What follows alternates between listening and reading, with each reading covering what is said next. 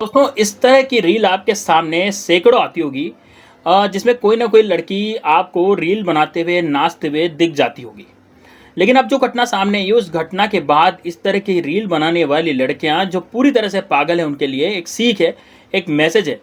और देखिए, ये जो मामला है ये हरियाणा के कैथल का मामला है, जहां पर दो परिवार एक होने वाले थे और एक लड़का और एक लड़की जो दूल्हा दुल्हन थे वो अपनी एक नई जिंदगी की शुरुआत करने वाले थे। लेकिन उस जिंदगी को शुरू करने से पहले ही यह रिश्ता टूट जाता है और जो बारात है वह बिना दुल्हन के ही वापस लौट जाती है।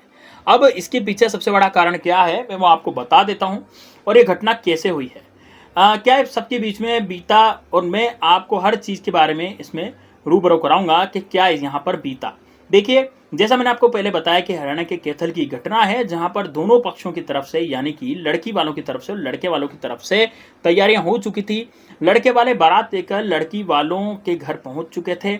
लेकिन एक लड़की ने कुछ ऐसा सोचा हुआ था कि मैं एक ऐसी स्पेशल एंट्री लूंगी जिसके बाद दूल्हा या जो मेरे ससुर पक्ष हैं वो बहुत ज़्यादा खुश हो जाएंगे। लेकिन ये उसका जो सोचना था ये पूरी तरह से गलत हो गया।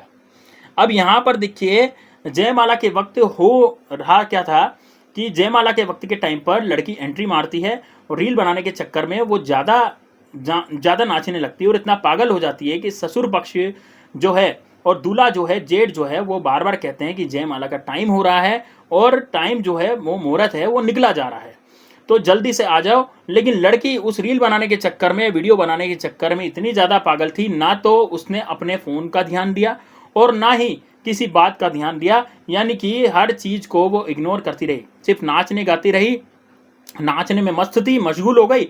लेकिन जिस तरीके से उसका सोचा हुआ था कि मैं स्पेशल एंट्री मारूंगी और सब चौंक जाएंगे और सब खुश हो जाएंगे, तो यहाँ पर सब शौक तो नहीं हुए, लेकिन यहाँ पर जो शौक है वो उल्टा पड़ गया इस लड़की का।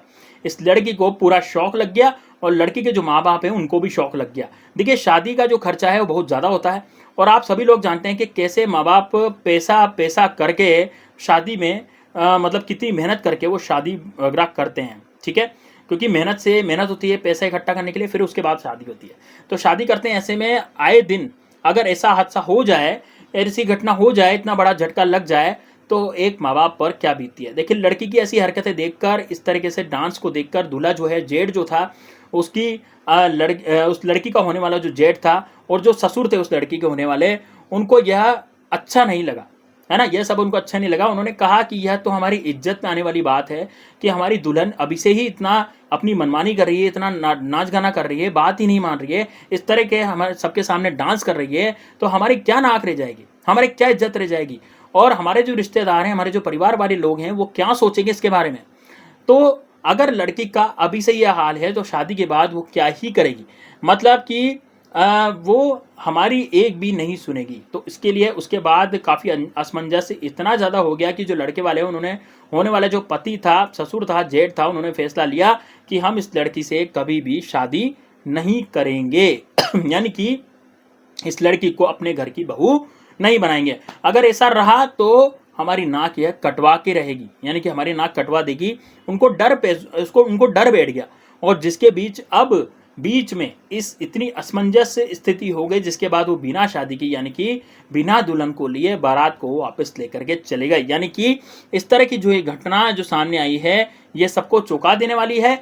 यानी कि जिस तरीके से लड़की के ऊपर रील बनाने का भूत चढ़ा हुआ था, वो भूत जो है पूरे तरीके से उतर गया और एक झटके में वो सारा भूत उसका उतर गया। यानी कि ये जो चीज़ है एक तरीके से एक मैसेज है उन लड़कियों के लिए जो पूरी तरह से रील बनाने के लिए पागल रहती है। यानी उनका कोई सा भी मौका हो, सारे मौके वो मिस नहीं करती, सभी मौके नहीं छोड़ती, एक भी मौका नहीं छोड़ती।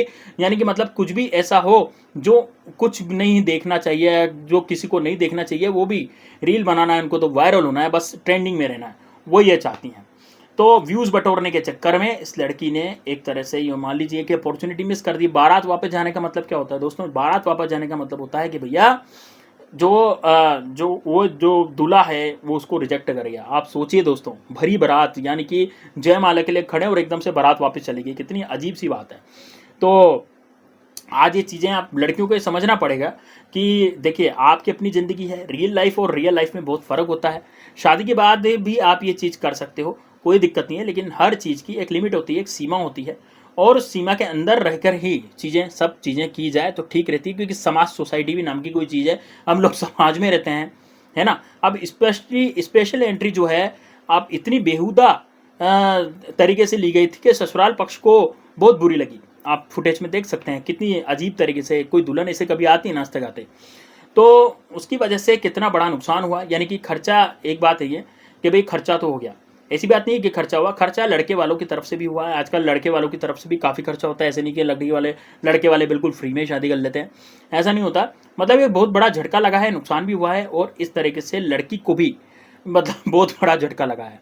उसने कभी नहीं सोचा होगा कि मैंने अपनी शादी के लिए जो सपने सोचे थे, मैंने जो सपने देखे थे, वो सपने इस तरह से मैं स्पेशल एंट्री लूँगी और स्पेशल एंट्री लेते ही मेरे सपने टूट जाएंगे, तो मेरे लिए कितना बड़ा हादसा हो सकता है।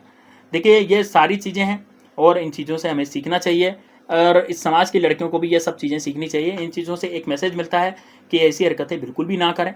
तो उस पीढ़ी के लिए बहुत बड़ा एक तरीके से सबक है। इस तरीके से हरकतें आए दिन होती रहती हैं, तो रील बनाओ, अपनी हैबिट है, आपकी हैबिट है, लेकिन प्रॉब्लम नहीं है। लेकिन हर चीज़ समय के अनुसार करें तो ज़्यादा बेटर रहेगा, तब जा करके आप जीत हासिल कर पाएंगे रील में, और रियल लाइफ बैलेंस आप बना पाएंगे। रियल लाइफ बैलेंस भी जरूरी है, हालांकि जो लोग रील बनाते हैं वो रील बनाएंगे निश्चित रूप से, लेकिन रियल लाइफ और रियल लाइफ इन दोनों में बैलेंस करना एक बहुत इंपॉर्टेंट टास्क है, क्योंकि वो जरूरी है। हम समाज सोसाइटी से जुड़े हुए लोग हैं, हमारे माँ बाप भी हैं, है ना। शादी के बाद जो लड़कियों के वो सास ससुर जेठ वगैरह, ये जो पति है वो हो जाते हैं, तो उनकी फैमिली हो जाती है, तो वहाँ पर उनकी इज्जत का भी ख्याल रखा जाता है। वो क्या कह रहे हैं, क्या सुन रहे हैं, उनके घर में क्या चलता है, ये सब चीज़ें भी ज़्यादा बेटर करती है। तो आप यदि समय के हिसाब से ढलें, समय के हिसाब से चीज़ें करें, तो आपके लिए ज़्यादा बेटर रहेगा। तो दोस्तों आप कमेंट बॉक्स में बताइए आप क्या सोचते हैं इस बारे में, और क्या इस लड़की के साथ सही हुआ या गलत हुआ, या फिर जो वर पक्ष वालों ने सही किया या गलत किया। आप बिल्कुल खुले विचारों से अपनी राय जरूर दीजिएगा। मिलते हैं नेक्स्ट वीडियो में, तब तक के लिए जय हिंद, जय भारत।